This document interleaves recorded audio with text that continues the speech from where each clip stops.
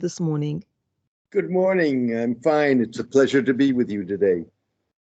And always a pleasure to have you. Well, we're looking at the Middle East, and Israel has expanded its Iran strategy amid potential social unrest in the Islamic Republic. Tell us a little bit more.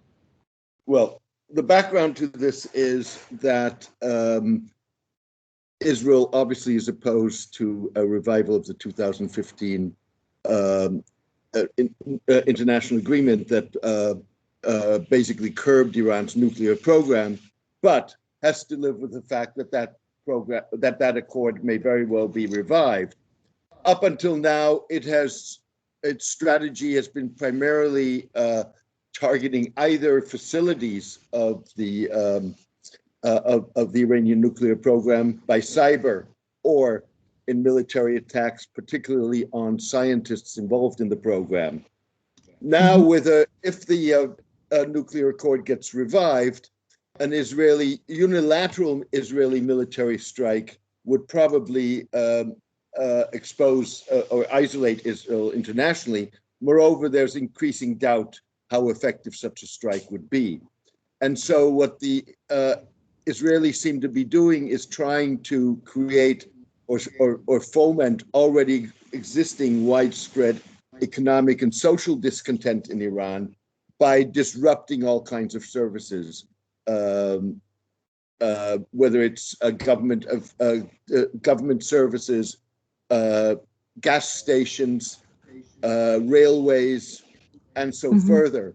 And they're doing that at a moment at which, particularly the Revolutionary Guards, are very concerned about concern that this dissatisfaction at home could erupt. In fact, there's a leaked document of a meeting of the Islamic Revolutionary Guards, in which they say a social explosion is imminent.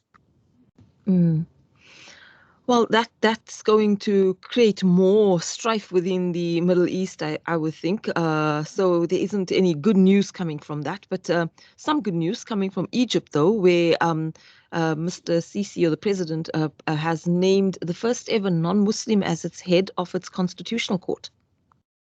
Absolutely. And in and of itself, that is good news. The new head of the constitutional court is a Coptic Christian. And Copts account for about 10% of the Egyptian population. The problem with this is that it's symbolic. It doesn't mean that minorities get equal rights in Egypt.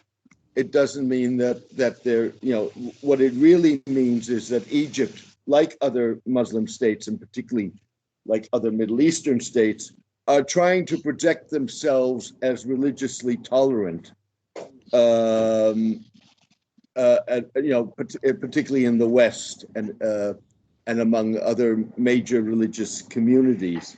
The problem with that, again, is that tolerant implies a power relationship. It's not saying that people are equal, even though the appointment to the head of the Constitutional Court is aimed to project just that. And then we move on to the UAE, which is allowing China to use it as a hub for the detention, interrogation, and intimidation of Uyghurs. Now, that is a subject, I think, that's been quite controversial. Well, the Uyghur issue is, of course, controversial because the majority of the Muslim world has refused to speak out on the issue. And not only that, has actually endorsed Chinese policy. China, by and large, has tried to get countries across the globe to extradite Uyghurs back home, certainly when their visas have expired.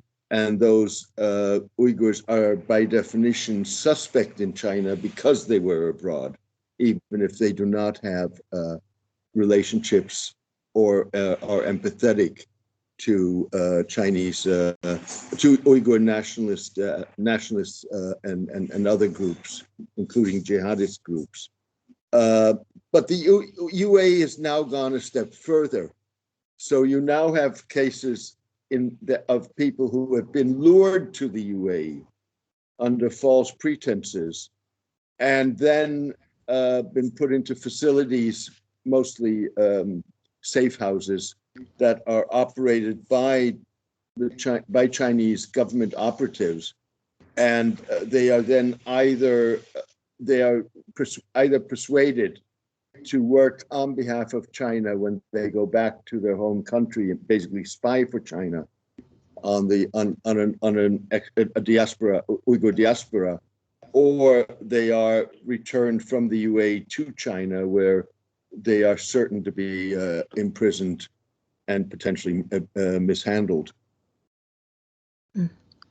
That's really sad news. I mean, like you said, most of the Muslim world has not spoken up or voiced their support of the Uyghur community, and yet they've been trying so hard, and now we get news like this. So I think that's going to be a huge blow for the work that the Uyghurs are doing around the world, trying to get the rest of the world to support them.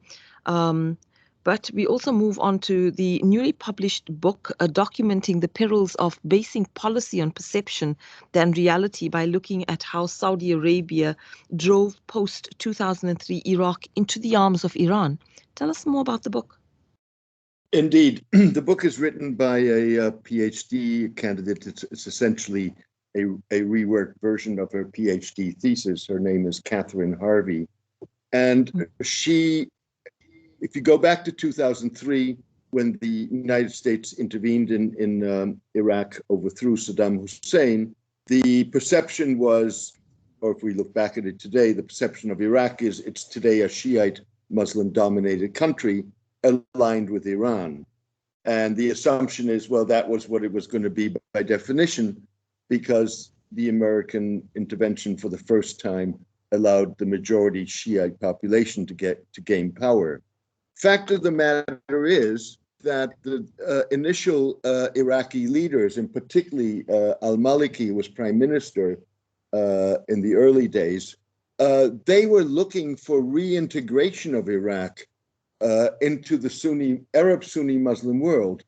Keep in mind that Iraq had been basically expelled or ostracized because of the 1990 Iraqi invasion of Kuwait.